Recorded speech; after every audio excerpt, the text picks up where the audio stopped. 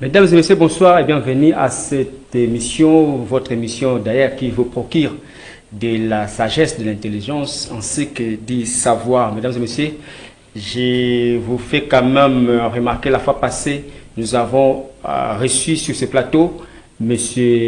Bayati Rachete Momo, l'auteur de ce livre qu'il a titré Yonde Okobongsa Congo. L'auteur a brossé un tableau dans lequel vous trouverez des mots décourageants, des mots qui interpellent d'ailleurs la conscience. Pour cela, nous avons toujours le même plaisir de le recevoir. Bonsoir, mon Bayati. Bonsoir. Désormais, Bonsoir. vous êtes déjà habitué du plateau. Merci d'avoir répondu à l'invitation. On n'avait pas terminé, on n'a pas fini avec la précédente émission par rapport à votre première publication. Vous avez parlé tellement de choses dans lesquelles vous avez interpellé les gens à se comporter, à espérer à un lendemain meilleur pour notre pays qui est la RDC.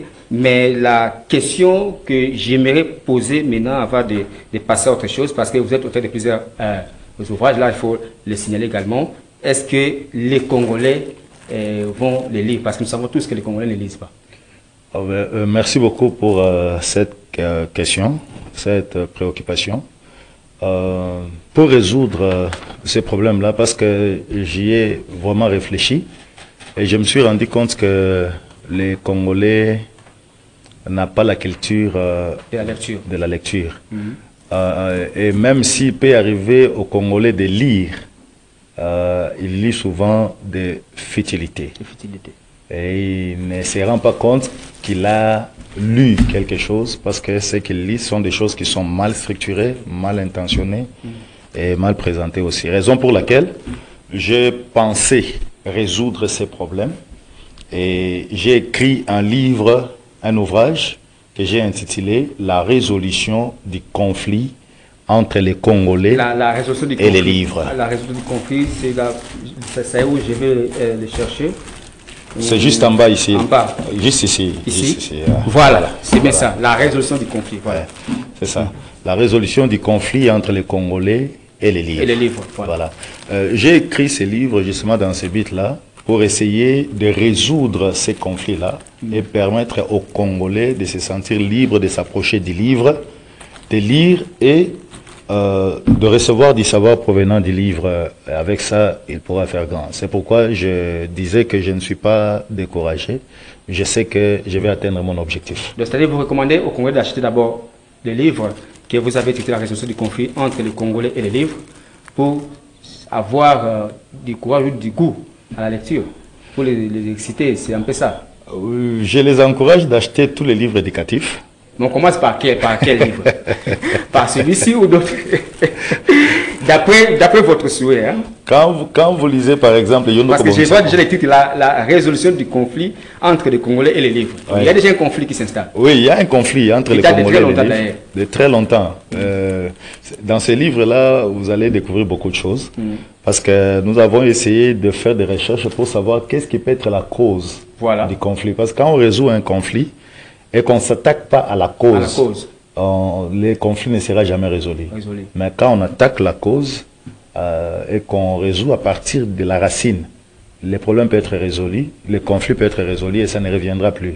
C'est ce que le lecteur peut trouver dans en tout cas, on ne sait pas simple pour savoir la cause, mais dommage, nous courons derrière le temps.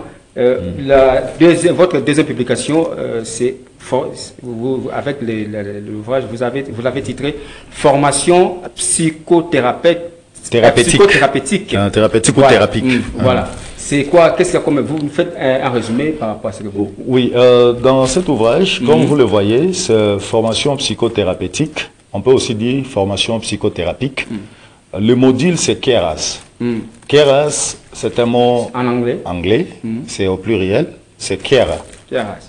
KERA, c'est un soignant, hein, quelqu'un qui prend soin. Quand on traduit littéralement en français, ça dit soignant. J'avais évité que le participant de la formation ne puisse pas confondre le fait d'assister quelqu'un et le fait de soigner quelqu'un, qui ne se disent pas qu'ils sont devenus des soignants. C'est pourquoi on avait adopté le vocable anglais, KERAS. C'est-à-dire nous formons des gens qui peuvent assister les autres quand ils sont par exemple stressés, ils peuvent facilement détecter que cette personne est stressée. Dans cet ouvrage, vous allez découvrir c'est quoi le stress, quelles sont les conséquences du stress, comment gérer le stress. Vous allez aussi découvrir l'importance d'une bonne santé mentale et comment détecter les problèmes de santé mentale. Donc quand quelqu'un commence à développer un trouble mental, pouvez déjà détecter cela à un stade qui est vraiment à un niveau initial, qui est au début. Et vous pouvez orienter la personne. Donc celui qui lit ces documents, il s'auto-forme lui-même et il peut aussi former quelqu'un d'autre en ce qui concerne la santé mentale et autre chose. On aimerait vraiment apprendre, mais faute de temps. Et vous avez toutes les raisons de ne pas paniquer. Voici le troisième ouvrage, la troisième publication. Vous avez toutes les raisons de ne pas paniquer. Oui, dans cet ouvrage, vous avez toutes les raisons de ne pas paniquer. Nous sommes en train de montrer l'expérience d'un compatriote qui avait connu un problème. Il avait connu un accident vasculaire cérébral, communément connu sous le nom de AVC. Et nous étions en train de l'aider parce qu'il était dans la phase de rééducation. Il ne savait plus parler, beaucoup d'autres choses comme ça. Et vu que c'était important ce qu'on se disait, et il était tellement aidé, je me suis dit que je n'allais pas laisser ça comme ça. Je vais écrire de telle manière que tout celui qui lira les documents puisse savoir quelles peuvent être les conséquences de la panique. La panique. C'est pourquoi j'ai dit vous avez toute raison de ne pas paniquer. Parce que vous risquez de paniquer aujourd'hui et vous rendre invalide toute la vie. Donc ça a un lien avec c'est que vous avez la formation, avec la deuxième publication, la formation psychothérapeutique. Et vous avez toutes les raisons de ne pas paniquer. C'est presque dans le même domaine. Hein. Ici, le stress peut conduire à paniquer, bien sûr. Exactement. Là, on va aller tous les deux parce que pour avoir de la matière de manière complète. Pas seulement le dé, il y en a encore d'autres. Hein. En fait, nous parlons dans le domaine de la psychiatrie. Exactement, il y en a encore d'autres. C'est ce que je suis en train de dire. Parce que j'aimerais passer à la quatrième publication. Je suis du domaine. C'est pourquoi j'avais dit ici dans l'autre émission qu'on avait fait que on en parlera. Il faudrait qu'on puisse en parler. C'est ça d'ailleurs le souhait des téléspectateurs qui nous regardent dans ce net moment. L'instabilité et la stabilité spirituelle. Ouais. C'est la cinquième publication. Oui, l'instabilité et la... Quatrième. L'instabilité et la stabilité spirituelle, si vous voyez le 2, c'est justement pour dire que quand on n'est pas stable, on est instable. Et quand on n'est pas... Il n'y a que deux résultats. Il n'y a que deux possibilités. Instabilité ou instable. Instabilité ou stabilité. Ou stabilité. Donc c'est soit vous êtes stable, soit vous êtes instable. C'est comme dit la Bible, il n'y a pas de ni chaud ni froid. Ça, il n'y en a pas. Donc soit vous êtes chaud, soit vous êtes froid.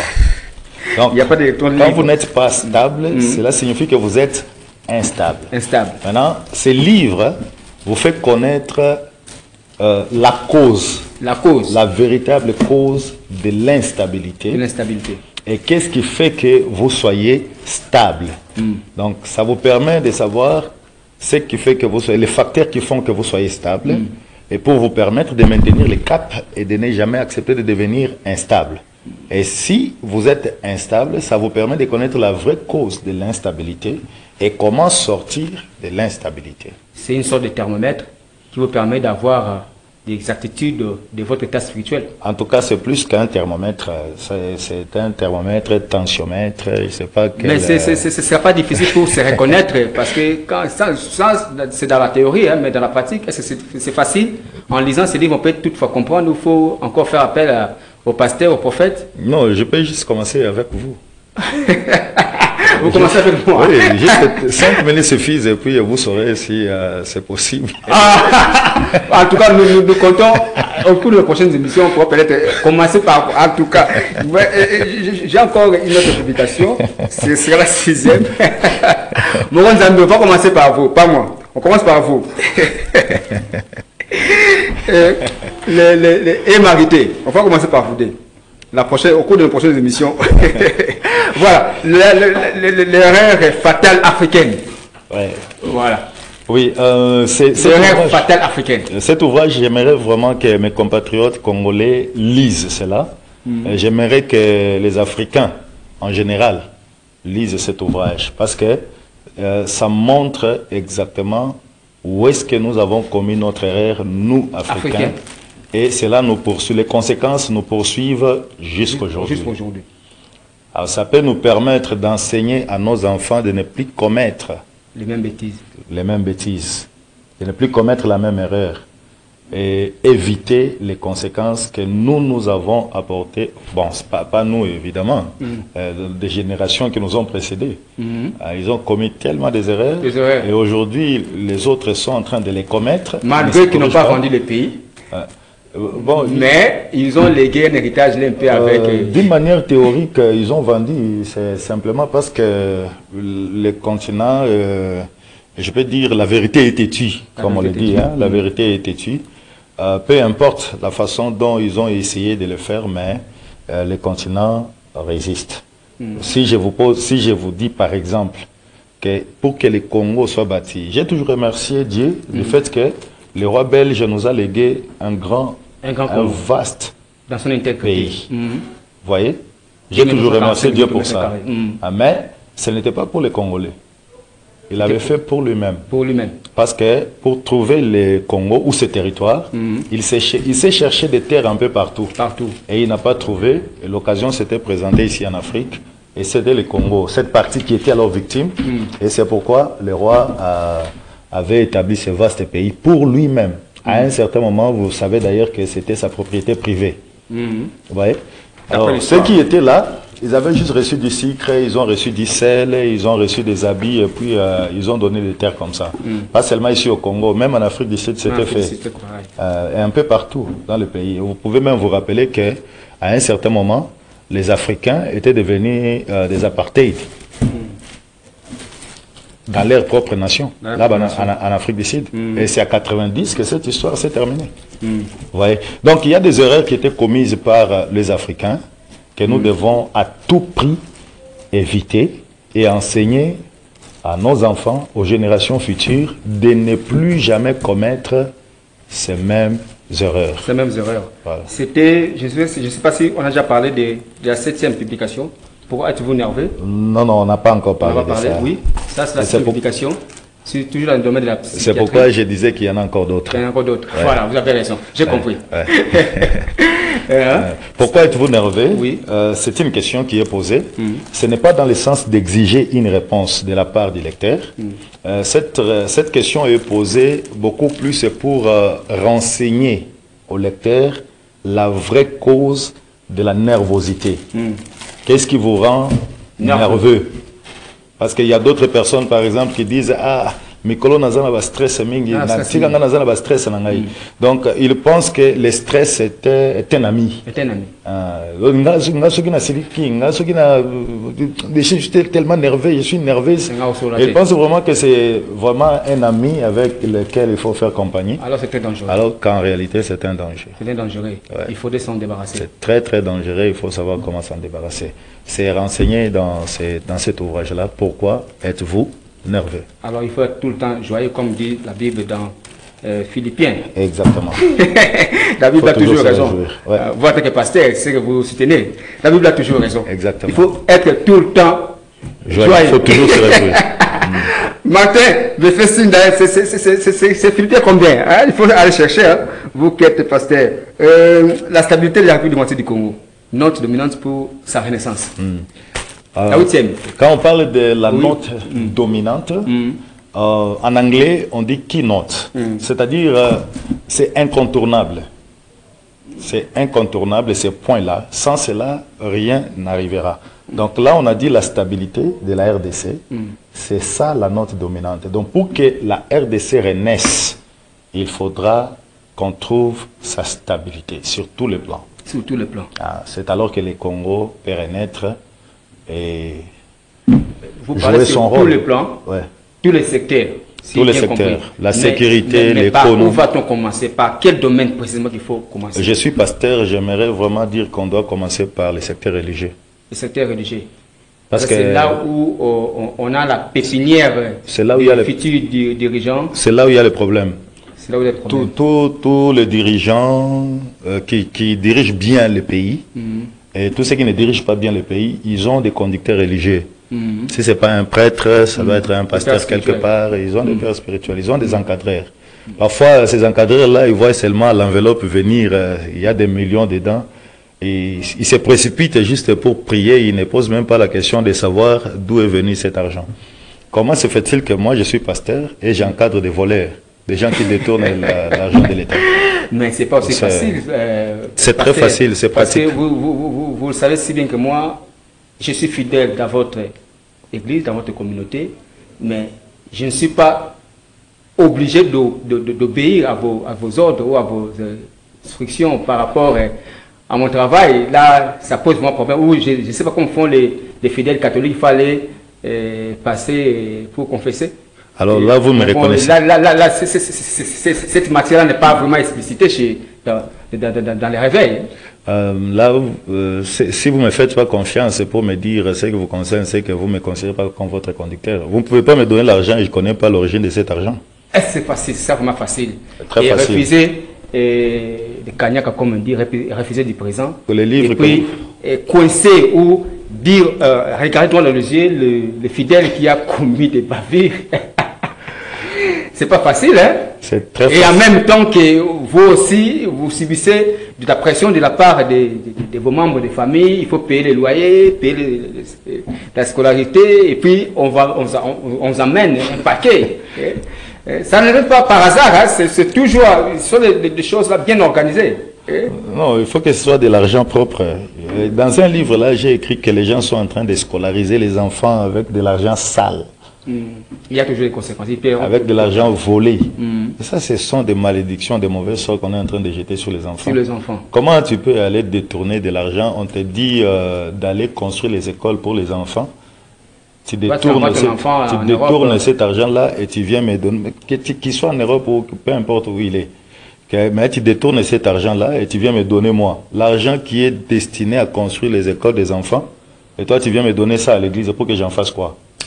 C'est difficile pour comprendre tout ça, mais c'est sur le long terme qu'on saura qu'il y avait il faut venir à l'église, alors tu sauras de quoi je parle. Vous allez citer l'adresse à la fin, parce que nous allons vers la fin aussi. Je pense que vraiment c'est très important. Hein. Nous, on est là, on fait du travail pour répondre aux besoins des téléspectateurs.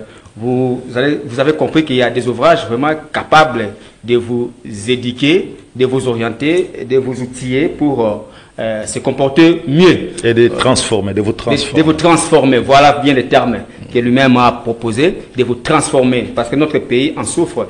Nous avons de très sérieux problèmes dans la société. Nous avons connu des dirigeants du passé et présent. Nous osons croire même le futur aussi, ça complique. Hein? Ça s'annonce vraiment difficile. Hein? Donc nous ne savons pas à quel sein ça vouer. On poursuit. C'est la 9e publication. Oui. La divinité, exclusivité du créateur. Oui, ça c'est purement religieux. C'est vraiment religieux. Nous sommes dans votre matière de prédilection. Oui, nous voulons juste montrer qu'on ne peut pas attribuer la divinité à une créature. Tel que l'apôtre Paul l'a dit, quand il est arrivé à Athènes, il a trouvé que les Athéniens étaient vraiment des adorateurs, ils avaient des temples érigés un peu partout, qu'ils appelaient des hôtels, mais ils ont aussi érigé un hôtel qu'ils ont dédié à un Dieu qui était inconnu. Ils ont écrit là-bas à un Dieu inconnu. Nous ne connaissons pas ce Dieu, mais nous lui construisons quand même un hôtel. Lui aussi, nous allons commencer à l'adorer ici. Et c'est à partir de cela que l'apôtre Paul a commencé à les enseigner, leur montrant qu'on ne peut pas attribuer la divinité à du bois ou au fer, ou aux choses qui sont faites des mains d'hommes. Parce que c'est lui qui est divin. Il doit nécessairement maîtriser le fonctionnement de toute l'humanité. On ne peut pas attribuer la divinité à une herbe quelconque, à une écorce, à un animal, à une bête, à une étoile. Parce que toutes ces choses-là ont eu un créateur. Vous voyez? C'est pourquoi nous avons juste voulu montrer aux gens que c'est le créateur qui est digne de la divinité. on ne peut pas trouver une divinité qui vieillit, une divinité qui ne marche plus, une divinité qui ne sait plus parler. Une divinité, non. Dans la divinité, exclusivité du créateur. C'est vraiment, vous êtes vraiment une exclusivité. C'est une exclusivité. Je pense que c'est tout. Yondo Kobongsa Congo, c'était le dernier ouvrage, mais c'était les premiers avec lesquels on a commencé l'émission. Avant de rappeler ce titre, est-ce que avez-vous peut-être un souhait ou disons, d'une manière globale, le résumé de tous ces livres ici, avant que je puisse, pour la dernière fois, les présenter aux téléspectateurs au cours des annonces. Oui, à part ces ouvrages ici, nous avons encore d'autres ouvrages qui vont paraître bientôt. Vous savez, pour publier ici en RDC, c'est vraiment difficile, c'est vraiment compliqué. Allez seulement au CEDI ici et demander le prix pour publier chez les éditeurs. Juste un ouvrage de 100 pages. De 100 pages. On va vous dire que ça vous coûte par exemple 20 $, par exemple. Ça vous coûte par exemple 15 $. Si vous voulez publier en grande quantité, c'est là que ça peut coûter peut-être dans de 5, 7, 8 $. Et là, vous publiez déjà à partir de 10 000 exemplaires ou quelque chose de ce genre. C'est d'ailleurs parmi la problématique. Oui. La valeur d'abord, c'est ce qu'on appelle la valeur intrinsèque. Exactement. Le coût, ouais. Ça coûte énormément déjà pour éditer un livre. Ça coûte énormément cher. Donc quand vous voyez que nous faisons ce que nous faisons là, c'est vraiment une volonté. Parce que nous voulons vraiment le faire. Et nous voulons que les gens puissent, par la grâce de Dieu, lire ce que nous essayons d'écrire pour leur permettre de connaître, d'élargir leur savoir, leur champ de connaissances et tout ça. Il y a un passage dans la Bible qui dit « Mon peuple meurt par manque de connaissances ». C'est Osée, le prophète Osée qui l'avait dit, Osée 4, 6. Hein? Marité, c'est bien ça? J'ai souvent dit, faute de connaissances. J'ai souvent dit quand on ne veut pas lire, c'est-à-dire on ne veut pas vivre. On ne veut pas vivre. Vous allez trouver ça dans la résolution du conflit. Donc, si vous ne lisez pas, vous n'allez pas vivre. Parce que quelqu'un d'autre va lire. J'ai l'impression comme si même nos lois, nos propres lois, telles que la Constitution, n'est pas connue du public. Il y a un écrivain qui avait écrit sur les droits miniers et les codes miniers. Il a dit les lois adoptées, promulguées, doivent être lues et comprises par tout le monde. C'est comme si on tâtonne, et les députés, et la classe dirigeante, et nous, la population, on ne sait pas comment les choses fonctionnent. Mais nous, on est dans la cacophonie. Vous savez, en réalité, ce qui devait nous pousser à lire plutôt, surtout la Constitution, parce qu'on parle de la... Je suis compris. Mais les colons ne lisent pas la Constitution. Peut-être la presse, quelques articles seulement qui leur intéressent. Je ne fais pas la politique. Et je n'aimerais pas aussi faire la politique. Mais néanmoins, s'il y a des gens qui devaient nous pousser à lire la Constitution, ce sont des députés qui ont été élus par la population. Mais je me pose la question, est-ce qu'eux-mêmes lisent la Constitution? C'est ça, la grande question. Parce que j'ai été avec plusieurs candidats. Ce qui intéresse les députés, c'est l'argent. C'est l'argent, c'est pas ça, oui. C'est tout ce qui les intéresse, ils n'ont pas autre chose. Excusez-moi, quand je dis ça, s'il vous plaît, député, si vous aviez déjà l'intention d'acheter mes livres, ne refusez pas d'acheter parce que j'ai dit ça. Parce que la lecture communique, éduque et forme aussi. Quand vous lisez, vous êtes formé, vous êtes éduqué. En fait, je vais résumer ce que vous venez de dire là par le pouvoir du savoir. Pouvoir du savoir. Donc, le savoir a un pouvoir. Vous voyez? Si, par exemple, il y a des gens qui sont arrêtés ici en RDC, ils restent dans des cachots pendant 1 semaine, 2 semaines, 1 mois, ils sont au cachot. Alors que, selon la loi de notre pays, on ne doit pas passer plus de 48 heures, voilà, dans les cachots. Soit l'OPJ doit vous libérer, ou alors il vous transfère aux instances qui sont compétentes. Soit au parquet, c'est pas au tribunal, et consort. Parce que les Congolais ne savent pas ça. Il supplie même l'OPJ. Je vais vous faire rire, je ne sais pas si nous avons encore un peu de temps. Oui, nous avons presque 7 minutes. Merci beaucoup. 7 minutes je vais vous faire rire un peu. Il y avait un jour, bon, on m'a raconté ça, moi aussi je raconte. Il y avait un jour un pasteur qui était arrêté, et c'est là parce que un fidèle de l'église avaient commis des bavures, et le pasteur était obligé de les réprimander. Et le fidèle, avait quitté l'église, il est parti dans une autre église. Alors, quand il est arrivé là-bas, il a dit à cet autre pasteur, voilà, j'ai donné même la dîme d'autant de dollars à ce pasteur-là. Il dit, non, non, non, non, non, quand tu quittes un endroit, tu dois quitter avec tout ce qui t'appartient. Rentre là-bas, qui te rembourse même la dîme. Et il est rentré là-bas, il a réclamé la dîme, le pasteur n'avait plus d'argent, alors on l'a amené à la police. On a amené le pasteur à la police. Oui, oui, et l'OPJ a fait son PV, il a dit que c'était de l'escroquerie. Alors un autre pasteur est arrivé là-bas pour visiter celui qui était arrêté, et quand il est arrivé, il a posé la question, on lui a dit, voilà, c'est un escroc, il a escroqué l'argent, et tout ça, il doit rembourser cet argent, sinon il ne sortira pas d'ici. L'autre pasteur a dit, oh, il a dit à l'OPJ, oh, voyez-moi ça. La loi, la constitution congolaise dit un homme de moins de 40 ans ne veut pas être un escroc. L'OPJ a dit, oh, c'est vrai ça? C'est vrai? Il dit, oui, la constitution congolaise dit qu'un homme de moins de 40 ans ne peut pas être un escroc. Comment toi tu peux dire qu'il est escroc? Il a dit, oh non, vraiment, c'est l'OPJ maintenant qui demande pardon. Hein. Donc lui aussi connaît pas la constitution. Il dit, pardon, vraiment, je vais le libérer, je ne savais pas que la loi dit ça. Les trompés, trompés.